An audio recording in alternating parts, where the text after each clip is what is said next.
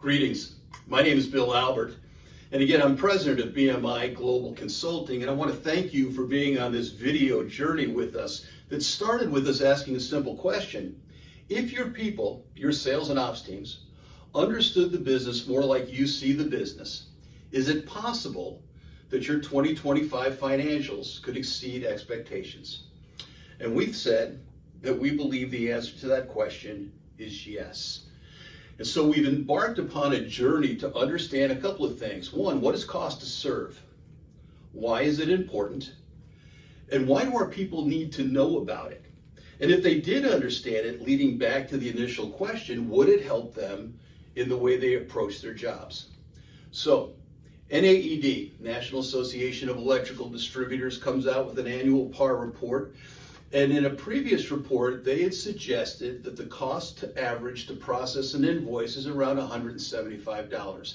Now, this isn't the exact formula, but it's really close.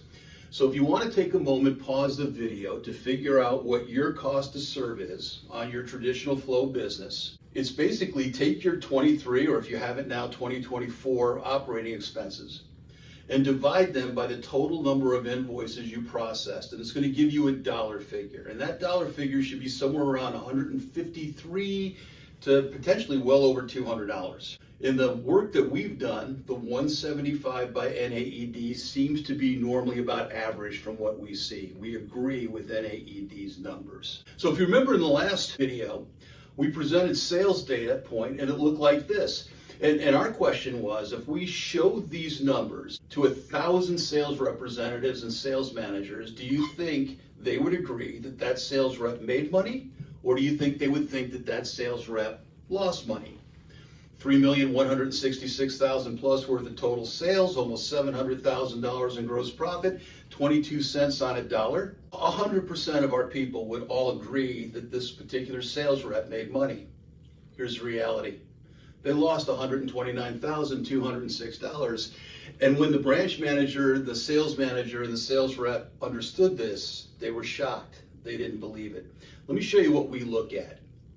First and foremost, we're taking a look at how that worked.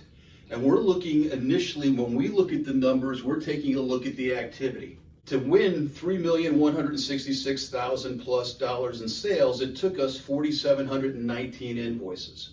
If my average cost to process an invoice is $175. That's $825,825. Subtracted from my $696, I lost $129. So I take a look at the initial numbers, but I think that instead of looking at gross profit, gross margin, the language you use, it's really about adjusted gross profit dollars and adjusted gross profit percent that tells us the real story about how profitable our sales numbers can be. Let me show you another one. This sales rep, $2,182,000, almost $2,183,000, over $550,000, 26 cents on a dollar. Did they make money? The answer to the question here is yes. They actually made $135,400.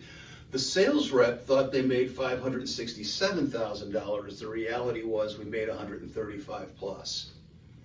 Again, we take a look at the first thing we do is how much was the activity. The activity was 2,469 invoices, $432,000 plus in cost. This is how we got our 135. Now, I'm not picking on the numbers. I'm not picking on the 4,700 or the 2,469 here. What I'm saying is there's a story to understand. Why is it taking us this many invoices? What's going on within the sales rep's territory? Are there things that we can learn when we start taking a look at the numbers and diving in? Now, what's interesting about this is there's something that kind of plays into this for us, and that's a concept that we call break even. And some of us use break even, some of us don't. But let me just break this concept down really simple. Break even compares your gross profit, your gross margin, dollars to the combined total of your fixed and variable expenses. And so, if your gross margin, gross profit is greater than your expenses, you made money. If your gross margin is less than your expenses, you lost money. If they're equal, you neither made money or lost money, you broke even.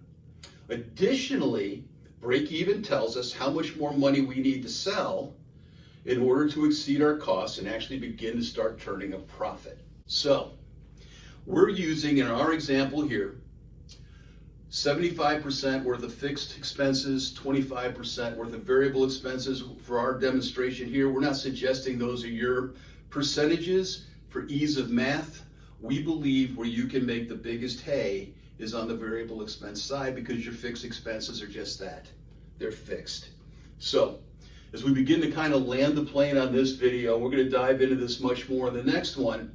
If we start breaking down a number like this, and we take a look at 4,719 invoices, costing my company, my branch, $825,000 plus to process the orders, and then we take a look at the bottom, like you see, 75% of those expenses are fixed. That's $619,000 plus. But take a look at my variable expenses. I have $206,456 in variable expenses. My loss on my adjusted gross profit dollars was 129. Friends, if there was ever an argument that you could make to your ops team about shipping when complete, about how do we get to be more effective on intercompany transfers, is it possible? Every time we touch those orders, we increase the amount of variable expenses we're incurring, and it's reducing the amount of profitability we're seeing on the excellent work that our men and women are doing on the sales and ops teams. Look, we understand that running the business is complex. We understand that there's a lot of information we're providing in these videos.